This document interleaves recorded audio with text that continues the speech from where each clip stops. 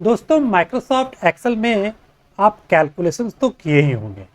तो कैलकुलेशंस करने का एक्सेल में दो तरीका है।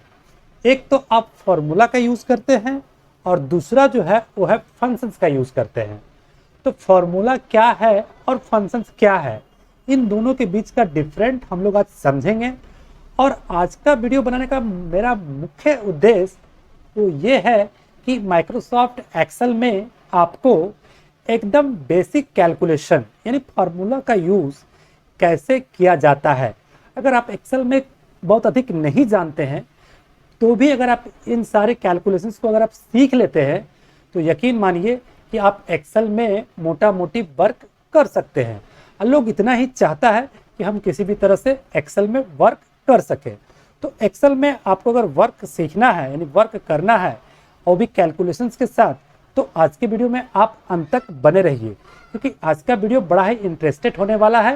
क्योंकि इसमें हम आपको हिसाब किताब करने का बेसिक फंडा बताने वाले हैं।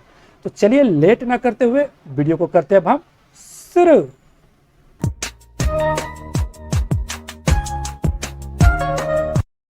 तो देखिए दोस्तों, एक्सेल में बेसिक कैलकुलेशंस को हम लोग समझने के लिए एक शीट बनाए हुए हैं। इस शीट में हम बारीकी से आपको सबसे पहले तो बताएंगे कि फॉर्मूला और फंक्शंस में क्या अंतर है।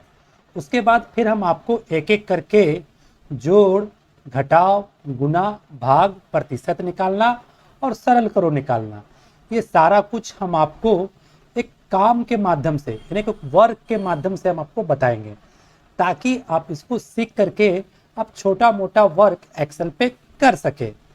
तो सबसे पहले आइए हम लोग जान लेते हैं कि फॉर्मूला और फंक्शंस में क्या अंतर है। देखिए फॉर्मूला जो होता है इसमें डायरेक्टली हम लोग क्या करते हैं, नंबर को जोड़ना स्टार्ट करते हैं। जैसे देखिए हमारे पास यहाँ पर प्राइस दिया हुआ है, यहाँ पे आइटम दिया हुआ है। तो इस प्राइस को अगर हम जोड़ना चाहते हैं यहाँ पे, तो 30 पर हम क्लिक किए और प्लस का निशान दिए, और उसके बाद फिर हम 20 पे क्लिक किए और फिर प्लस का निशान दिए, और उसके बाद फिर हम 10 पे क्लिक किए, यानी कि 30 प्लस 20 प्लस 10 इस तरह से किए और एंटर की को प्रेस किए तो सभी को जोड़ दिया। ये था फॉर्मूला। और इसी चीज को अगर आप इक्वल टू सम लिख देते हैं तो सम जो है एक प्री डिफाइंड फंक्शन है, यानी ये सम लिख देने से समझ जाएगा कि जोड़ना है। तो सम लिख करके अब हमको क्या है कि जोड़ का निशान नहीं देना पड़ेगा और एक एक करके नंबर पे क्लिक नहीं करना होगा। सभी नंबर को आप एक ही बार टोटल नंबर रेंज को आप सेलेक्ट कर लीजिए और ब्रैकेट को बंद करके एंटर की को प्रेस कीजिए, तो ये जोड़ करके दिखा देगा। तो आशा करते हैं कि आप फॉर्मूला और फंक्शंस के बीच का अंतर आप समझ गए होंगे। हम आपको यहाँ पर कोई भी फंक्शंस बताने वाले नहीं हैं, क्योंकि फंक्शंस के चक्कर में अगर हम पढ़ते हैं तो फिर आप एक्सेल में बेसिकली कैलकुलेशंस नहीं कर पाइएगा। तो हम लोग क्या है कि यहाँ पर एक्सेल में बेसिक कैलकुलेशंस करना सीखते हैं, ताकि हम अपना छोटा मोटा वर्क जो है एक्सेल में कर पाए। तो सबसे पहले चलिए जोड़ को ही देख लेते हैं। तो एक्सेल में जोड़ने के लिए या फिर किसी भी प्रकार का हिसाब किताब करने के लिए आपको सबसे पहले इक्वल का साइन लगाना है, यानी जिस घर में आपको हिसाब किताब करके लाना है आंसर को, उस सेल में आपको सबसे पहले इक्वल का साइन लगाना है।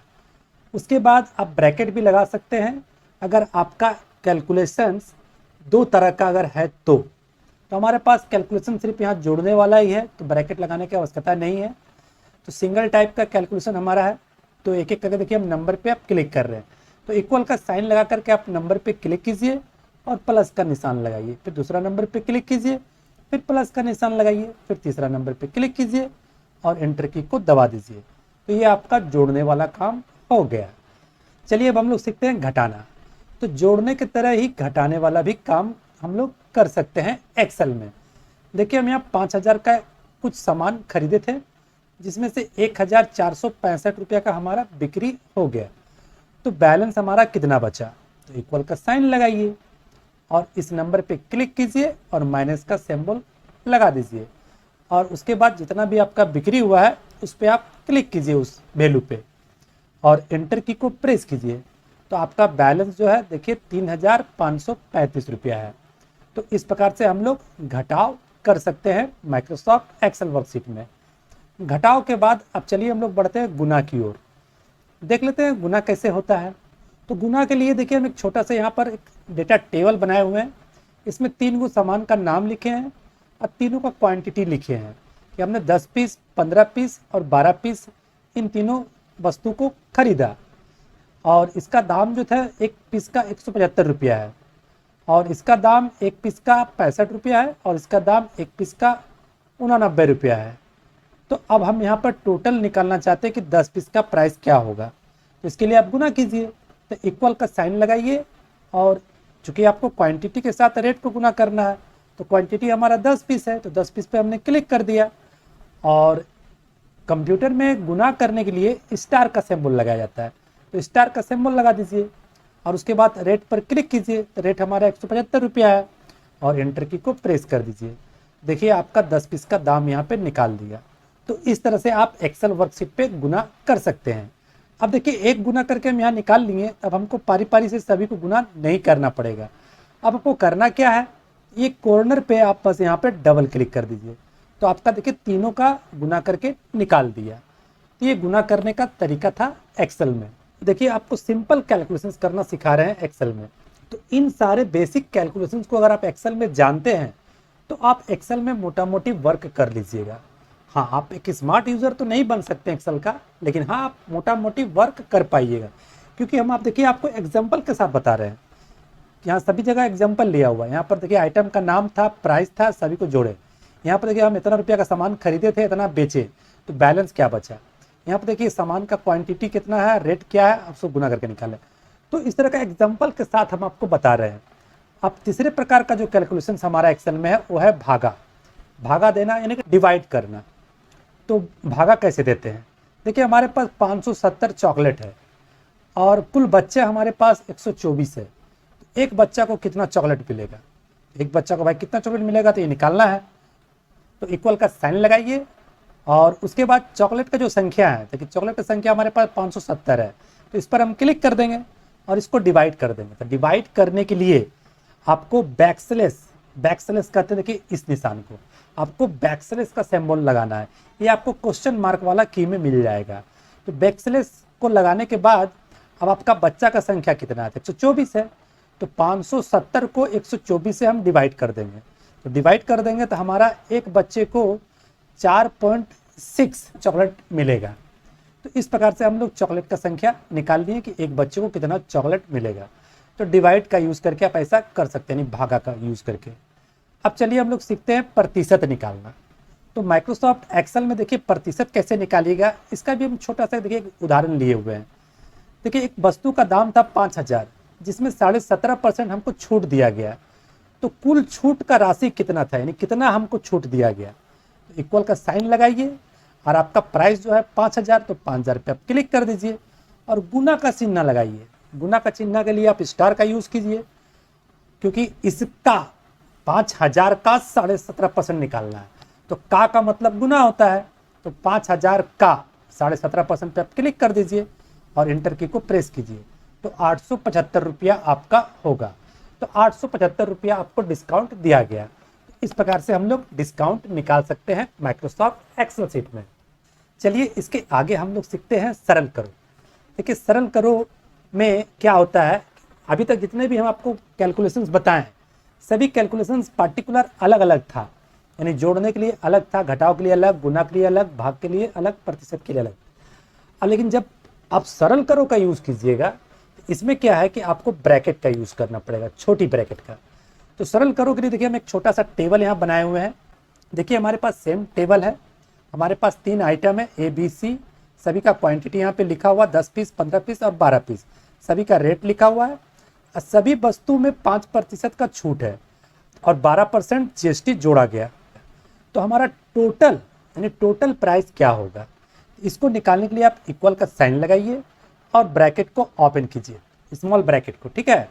उसके बाद आपको क्वांटिटी के साथ गुना कर देना है रेट को, और क्वांटिटी और रेट को जब गुना कीजिएगा तो आपका प्राइस निकल जाएगा। तो ब्रैकेट को बंद कर देते हैं, तो ये हमारा प्राइस हो गया, ठीक है। अब इस प्राइस में माइनस कीजिए, क्या माइनस करना है, तो आपको डिस्काउंट माइनस करना है। तो डिस्काउंट माइनस कीजिएगा तो ब्रैकेट लगाइए। तो डिस्काउंट किसका निकालना है भाई, तो डिस्काउंट निकालना है प्राइस का, तो प्राइस के लिए क्या है हमारा, तो प्राइस के लिए हमारा है क्वांटिटी गुना रेट, क्योंकि ये हमारा प्राइस है। तो आप क्वांटिटी गुना रेट फिर से कीजिए, क्वांटिटी गुना रेट। अब क्वांटिटी गुना रेट होकर के जो प्राइस आया हमारा, उस प्राइस का 5%, तो का के लिए गुना और 5% पे क्लिक कीजिए, ये आपका डिस्काउंट निकाल दिया। तो देखिए प्राइस में माइनस कर देगा आपका डिस्काउंट को। और उसके बाद ऐड करना है, ऐड करना है जीएसटी। तो जीएसटी किसका, प्राइस का, तो प्राइस आपका ये वाला है, तो ये वाला यहाँ से लिखिए, क्वांटिटी गुना रेट, ये आपका प्राइस हो गया। और प्राइस का कितना 12%, तो 12% पे क्लिक कर दीजिए और ब्रैकेट को बंद कीजिए। देखिए ये है सरल करो, थोड़ा ध्यान से देखिए इसको। सबसे पहले हम इक्वल का साइन लगाएं, उसके बाद सबसे पहले हम प्राइस निकालें यहाँ पे। तो प्राइस निकालेंगे कैसे, तो क्वांटिटी और रेट को गुना करेंगे तो हमारा प्राइस आ जाएगा, तो ये हमारा प्राइस आ गया। अब प्राइस में लेस करेंगे हम डिस्काउंट को, तो डिस्काउंट किसका निकलेगा भाई, तो डिस्काउंट प्राइस का निकलेगा। तो प्राइस निकालने के लिए देखिए हम फिर क्वांटिटी गुना रेट यहाँ पे किए हैं और उसका 5%, तो लेस कर देगा 5%। अब प्लस करना है जीएसटी, तो प्लस देखिए यहाँ पर जीएसटी कर दिए और इंटर की को प्रेस करेंगे, तो टोटल अमाउंट हमारा 1873 रुपया होगा, जिसमें डिस्काउंट लेस करके और जीएसटी ऐड करके। अब इसको यहाँ पर डबल क्लिक कीजिए, तीनों का आपका निकाल देगा।